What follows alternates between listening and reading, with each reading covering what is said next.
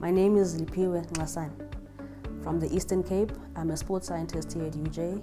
I was fortunate enough that after studying at varsity in my honors year, I got a job here. Basically, I'm a sports scientist, as I said before, and I've worked with cricket, men's cricket. I'm currently working with the UJ netball and women's rugby, and I was also privileged enough to work with the Young Guns in 2018. So basically, my job here is to ensure that the athletes are fit, try to prevent any injuries that might occur, and just make sure that they reach peak performance at the right time during competition phase. I did my undergrad in sports psychology, and then I did honors in sports science, both here at the University of Johannesburg. My academic dream as a young person in high school was to actually be in the sports industry. And with that, I think I would rather say I always want to have the medical background of sports, because I wanted to understand more what happens in a human's body and actually try use that science to ensure that we create, or I help create, more national athletes and actually have, sports people for young athletes to look up to and actually see, oh, we can use medicine and, science and, normal sports into actually creating the best athlete possible. What I love the most about what I do here at UJ is actually impacting athletes' lives, especially the ones that I work with, because one of the things that I understand is the fact that we all come from different backgrounds. And for some people, it might just be sports. For some people, it could actually be an outlet to forget about what's really happening in their personal lives. And also, I think one of the reasons why I love what I do at UJ is a huge part of me choosing to study sports was to actually make a difference and give children from underprivileged backgrounds a chance to actually come also see that it doesn't matter where you come from, but sports can actually be that bridging, the bridge between the gap between where you want to be and where you'd like to be, without you having to worry where you come from as a person, without having to worry if you will belong or not. So I think I love what I do here because I get to bring children from different backgrounds into one family and actually help them achieve whatever they have set their minds to achieving. Some of the people that inspire me in my career has to be my line manager, Minki Chabalala, also the netball coach, Bongi Msomi, and even the sports director, Mam Nomsa, because each of them have shown me that as a young woman, especially a young black woman, there are no limits, and also at the same time that you could meet anyone. For example, working with Bongi, I know for a fact there's a child somewhere in South Africa thinking, oh, if only I could meet such a person. And each person, as much as they hold such big titles, they actually work hard. And they actually make, they try their best to make a difference in the environments that they're in. And that inspires me. And how each of them try to make a positive impact in the athletes' lives, and even us as people that work with them.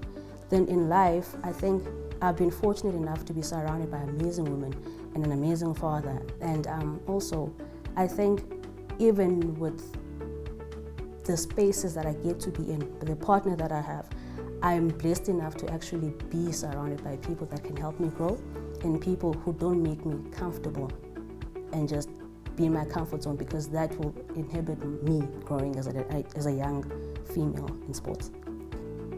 Since it's Women's Month, the one thing that we can look back on as women, especially in sports, is to actually realize that the spaces that we couldn't occupy in history, look at us now. For example, there's no one stopping a female sports scientist from working with a men's team. There's no one just saying, no, be a doctor, be this, be that. Every no that we've ever received from society, we've actually created a yes for ourselves. And I think for that and with that, we can look back and say, we've done good. I think the main thing that we could still do as women is don't get too comfortable where you are. Always try to look for an opportunity to grow. And also at the same time, for example, with students, while you're still studying, try to come into whatever environment you're in. Try to ask for a job, even if it's not paying you, but while you're studying, try to get that experience, because as the youth especially, we like complaining that we get degrees but we don't get jobs. But if you're just going to focus on just studying instead of putting yourself out there and saying, can I please come volunteer, it will go a long way, especially as young Black females, even the youth just in general. And also I think as women, we must be our sister's keeper, because as much as there's so much happening in our country, I think if we took better care of each other and try to speak about each other in rooms that have opportunities. For example, saying, let's say I'm in an environment where it's a sports meeting. I'm like, I know a manager, she's this. If we create those kind of opportunities, instead of spending most time talking down on each other, we'd go a long way. If I were in a leadership position, I'd look into the salaries thing. And also I'd look at creating fair environments for all professionals. Because as much as, let's say, for example, rugby is known as a boys' club, how about just making it a fair club where anyone who's equipped enough can actually join in? So I think I'll change those kind of things. And also, with our general sports in South Africa, I would focus more, if I was in a leadership position, I'd focus more on grassroots, because we've neglected that part and it's showing it in our national structures. So if you could go back and focus on that and actually giving the children the right, the right skills, giving them opportunities, would have stronger national teams, because there's a lot of talent that's hidden out there, especially in our underprivileged communities. So if I had that opportunity or that privilege, that would be my first points to focus on.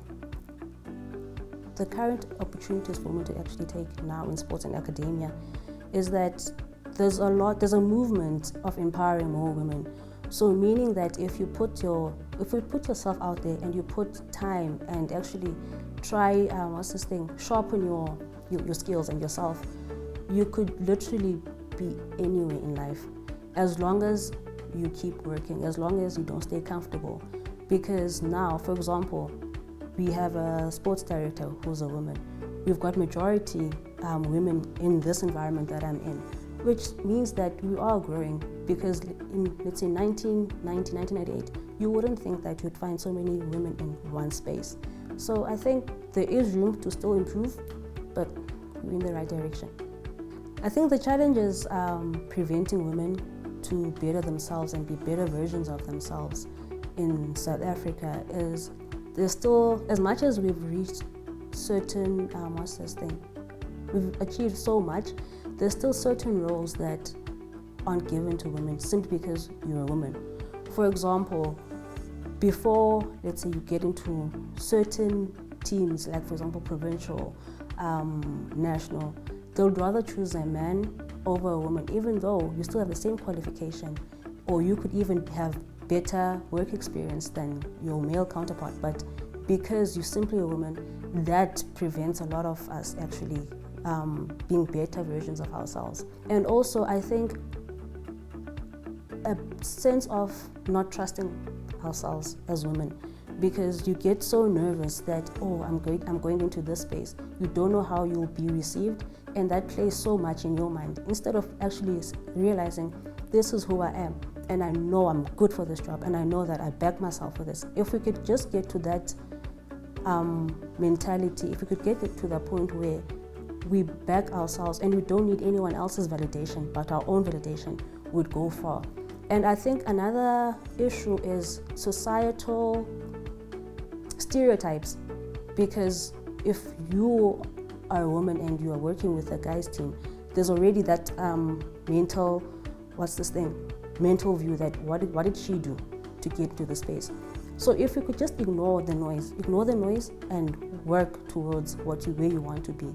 And also, sometimes the situation at home, for example, GBV, some women tend to shy away from spaces where there's male dominance, spaces where there's a lot of men, because maybe they've got a partner that's not supportive, or even maybe in that environment itself, there's a bit of harassment. So if we could just get rid of the rot within the environment, we would go so far.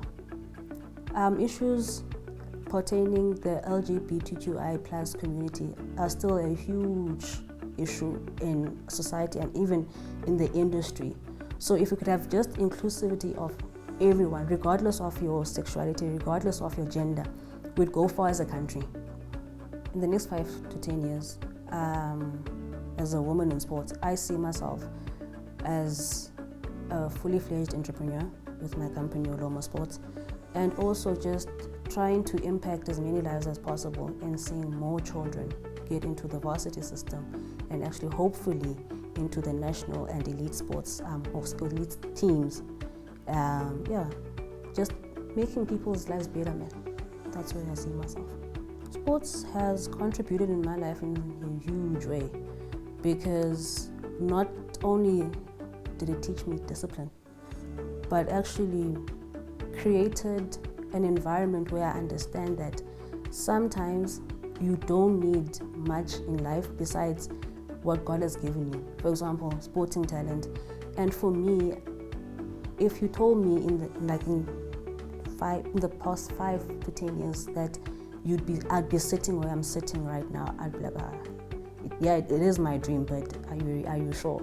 Because it has created so many opportunities where, as young as I am, I can say I've worked with this person, I've got a close relationship with this person, all in different structures.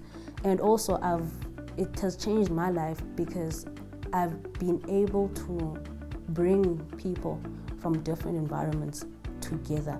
I've been able to actually show other children, especially children in townships, that you don't need to be a doctor, you don't need to be a lawyer. It's okay, follow your passion. It's okay, there's room for you in sports, and you can actually make such a huge difference in people's lives. Because another thing that I have learned is that not everyone is gifted academically, but sports actually, for some children, they are gifted in sports. They're superb when it comes to sports, and this is an outlet that could probably help their families, help them get rid of the poverty-stricken environment that they come from.